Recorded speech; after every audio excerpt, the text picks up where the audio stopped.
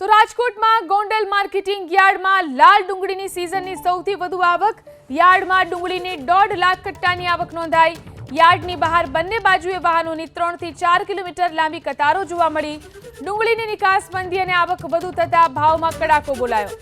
હરાજીમાં ડુંગળીના 20 કિલોના ભાવમાં 200 રૂપિયાનો ઘટાડો જોવા મળ્યો. 20 કિલોના ભાવ 100 થી લઈ અને 300 રૂપિયા સુધી બોલાયા. શુક્રવારે 351 સુધી વેચાતી હતી. આજે એના ભાવ 251 કે 200, સવા 200 થી 251 જેવા થઈ ગયા છે.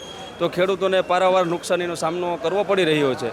તો સરકાર દ્વારા જે નાફેડની ખરીદી કરવા માટેની જે વ્યવસ્થા વહેલી તકે ચાલુ કરવામાં આવે અને જાહેર હરાજીમાંથી નાફેડ દ્વારા 25 રૂપિયાના કિલો અને 35 થી 45 કે 55 mmના જે ડુંગળી આવે તેની ખરીદી કરવામાં આવે તો ખેડૂતોને મહદઅંશે સંતોષકારક ભાવ મળી રહે એવું મારું માનવું છે. 2022માં ડબલ ભાવ ખેડૂતને કરવાનું કીધું હતું, પણ ડબલ હતા એના અડધા કર્યા છે.